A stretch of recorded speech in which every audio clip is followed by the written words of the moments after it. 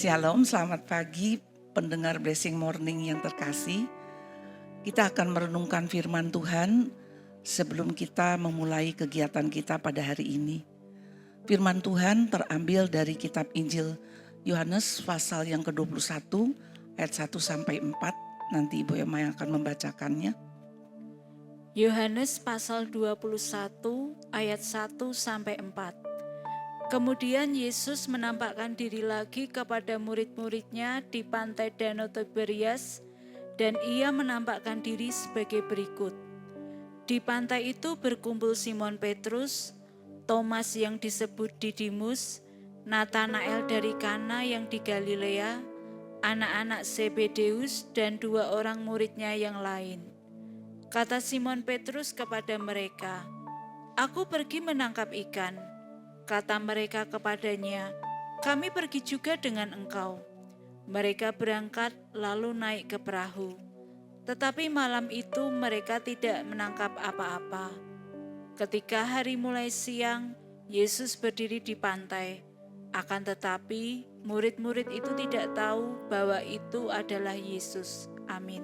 Terima kasih, mari kita berdoa. Kami mengucap syukur kepadamu Bapa di surga, apabila pada pagi hari ini juga Engkau telah memberikan kepada kami firman untuk kami renungkan dalam kehidupan kami, sehingga kami dapat penerangan untuk berjalan senantiasa bersama Tuhan. Berkatilah firman-Mu yang telah kami baca dan dengarkan, supaya kami dapat mengambil hikmahnya bagi kehidupan kami masing-masing. Di dalam nama Tuhan Yesus Kristus kami berdoa. Amin. Ada masa-masa jeda setelah kematian Tuhan Yesus, di mana murid-muridnya tidak bertemu lagi secara langsung dengan Tuhan Yesus seperti biasanya. Pada masa inilah keadaan mereka menjadi kalut, baik perasaan, pikirannya, demikian juga imannya menjadi goyah pasca peristiwa tragis kematian Yesus. Bagi mereka sungguh tidak jelas apa yang akan dijalani di hari-hari depannya. Apakah mereka masih akan terus berjalan bersama Yesus seperti pada waktu-waktu sebelum kematiannya, atau mereka akan berjalan sendiri, tidak lagi bersama Yesus? Hal ini merupakan sesuatu tanda tanya yang besar bagi mereka. Dalam keadaan seperti ini, Petrus kemudian yang terbiasa mengambil prakarsa, menyatakan sesuatu keputusan, berbicara kepada teman-temannya bahwa dia akan kembali lagi menangkap ikan seperti pada waktu sebelumnya. Hal yang dikatakan Petrus ini dengan segera mendapatkan respon dari 6 murid-murid lainnya, sehingga mereka juga pergi mengikuti Petrus untuk menangkap ikan. Namun pada malam itu mereka tidak mendapatkan 1 ekor ikan pun yang masuk ke dalam jala mereka. Nampaknya bukan kondisi laut yang pada waktu itu sedang tidak ada ikan, akan tetapi Yesuslah yang mau membuktikan diri kepada mereka untuk mengingatkan kembali kepada mereka akan panggilan pertamanya. Hal ini terjadi seperti apa yang dialami tercatat di dalam Injil Lukas pasal 5 ayat 1 sampai 11, yaitu kali pertama mereka dipanggil oleh Tuhan untuk menjadi penjala manusia. Pada waktu itu pun mereka mengalami pengalaman yang sama, yaitu tidak mendapatkan seekor ikan pun sepanjang malam. Berarti apa yang mereka alami dalam keputusan Petrus bukanlah sebuah keputusan yang melalui pergumulan bersama Tuhan. Keputusan yang diambil Petrus adalah didasarkan pada waktu pikiran dan perasaannya kalut dan imannya sedang goyah.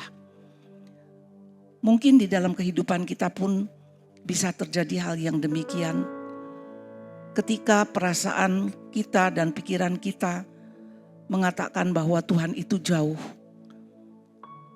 Dan dalam keadaan seperti itu, apabila seorang mengambil sebuah keputusan tanpa menggumulkannya bersama Tuhan, maka keputusan itu bukanlah sebuah keputusan yang benar. Dan mungkin juga hal itu akan mempengaruhi banyak orang di sekeliling kita. Tetapi bersyukurlah, Yesus datang pada waktu yang tepat. Saat mereka merasakan beban yang sangat berat. Tentu saja karena mereka juga dibebani dengan pergumulan akan kebutuhan hidup keluarga mereka dan belum ada jawabannya. Namun sungguh mengherankan, begitu cepatnya mereka melupakan baik sosok dan wajah Yesus yang nampak di tepi pantai. Sehingga pada saat itu mereka tidak mengenali Yesus. Demikianlah orang yang dalam keadaan galau seringkali tidak mengenali lagi kehadiran Yesus, sekalipun dia hadir, bahkan dia selalu dekat dengan kita. Namun kedatangan Yesus pada pagi hari itu bukan hanya menampakkan diri, tetapi dia juga memberikan solusi. Dia memberikan teguran, pengajaran yang sangat mendalam melalui apa yang dikatakan kepada murid-muridnya. Oleh karena itu, biarlah kita selalu menyadari bahwa ketika kita di dalam keadaan iman yang goyah, pikiran yang kalut, kita tidak mengambil keputusan seperti Petrus yang ingin kembali kepada pekerjaannya yang lama. Di dalam segala perkara, biarlah kita ingat bahwa setiap perkataan yang ada di dalam Alkitab adalah janji Tuhan yang benar, yang tidak mungkin dibatalkan.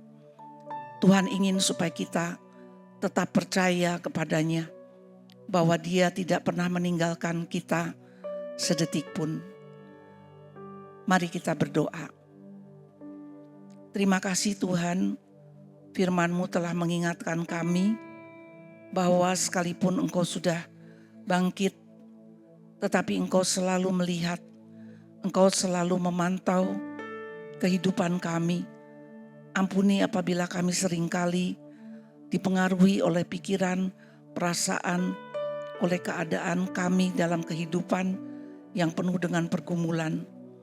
Biarlah Tuhan firman-Mu ini mengingatkan kepada kami, supaya kami tidak dengan begitu saja mengambil sebuah keputusan untuk melakukan sesuatu tanpa bergumul juga dengan Engkau, sehingga kami melupakan panggilan kami yang pertama, melupakan pengalaman-pengalaman kami yang lalu bersama dengan Tuhan. Hindarkanlah kami daripada keputusan yang salah, supaya kami tidak mengalami akibat yang bisa membawa penderitaan bagi hidup kami. Apabila pada hari ini ada saudara-saudara kami yang sedang bergumul untuk memutuskan sesuatu, apakah itu tentang pekerjaan, apakah itu tentang sekolah, apakah itu tentang keputusan-keputusan penting yang lain dalam kehidupan kami, biarlah kami selalu ingat Engkau mengingatkan kami dan Kau hadir untuk menyadarkan kami. Terima kasih Tuhan, di dalam nama Tuhan Yesus Engkau memberkati hari kami. Tuhan memberkati Engkau dan melindungi Engkau. Tuhan menyinari Engkau dengan wajah-Nya dan memberikan Engkau kasih karunia. Tuhan menghadapkan wajah-Nya kepadamu dan memberikan Engkau damai sejahtera.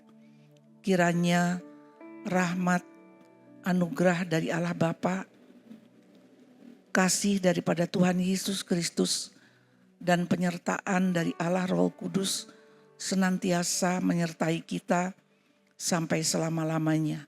Amin.